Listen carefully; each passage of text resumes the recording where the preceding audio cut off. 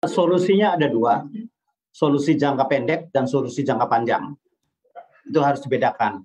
Solusi jangka pendek, yang paling penting adalah pastikan batu bara untuk listrik kita ini cukup. Itu pastikan. Tidak hanya, cukup 1 hari, 2 hari. Bukan itu. Yang agak panjang, pastikan dalam 1 bulan cukup ini. Itu pastikan. Nah, yang kedua, setelah memastikan itu, ini pengusaha batu bara atau produsen batu bara yang tidak memenuhi ketentuan DMO itu macam-macam.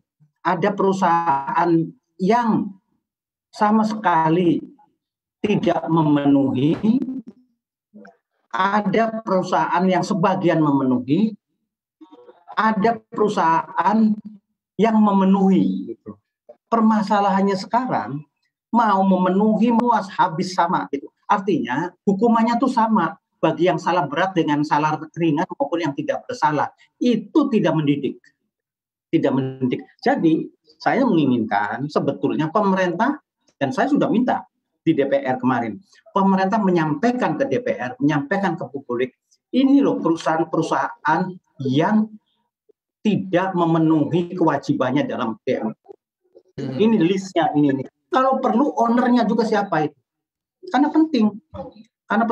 Dengan begitu tidak dikasih punishment sama pemerintah juga, itu bisnis publik akan memberikan punishment. Kalau dia punya sahamnya itu katakanlah dijual di publik, pasti sahamnya drop karena dia tidak mengikuti ketentuan itu.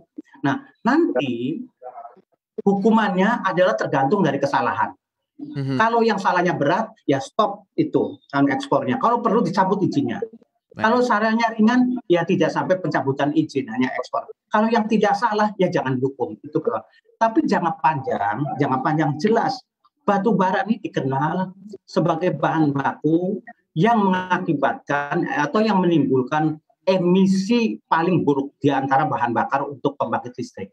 Untuk itu ke depannya, kita punya batu bara banyak, lindungilah rakyat kita supaya jangan menghirup yang kotor-kotor ini, yang beracun ini. Batu bara kita ekspor aja lah.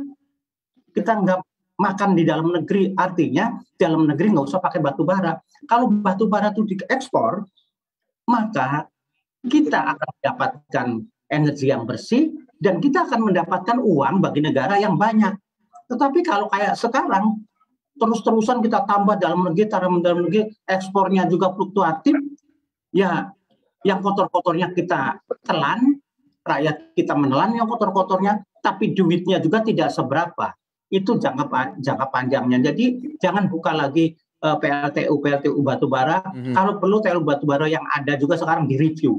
Mana yang harus di stop, mana yang boleh jalan. Gitu. Dan aplikasikan clean coal technology supaya yang keluarnya bersih. Saya berpendapat bahwa sekarang itu clean coal technology belum terlalu diterapkan.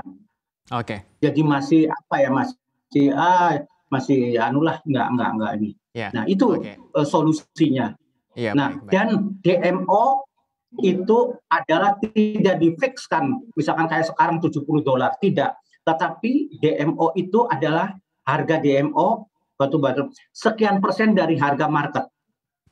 Sekian persen dari harga market. Jadi kalau harga marketnya naik, harga DMO naik. Harga market turun, harga DMO turun. Sehingga berapapun harga marketnya, itu produsen akan menjual. Tapi kalau kayak sekarang, itu harganya tinggi, jauh lebih tinggi dari $70. Lari semua, kabur semua, pura-pura ini, nggak ada.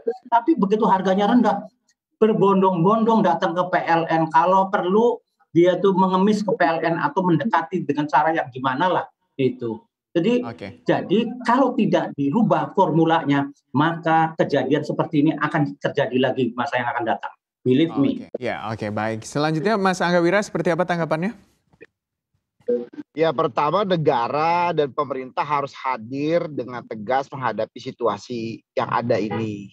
Menurut hemat saya, kebijakan DMO sebenarnya sudah tepat, hanya tinggal perlu tadi fleksibilitas lah yang disampaikan Pak Kardaya, saya sepakat.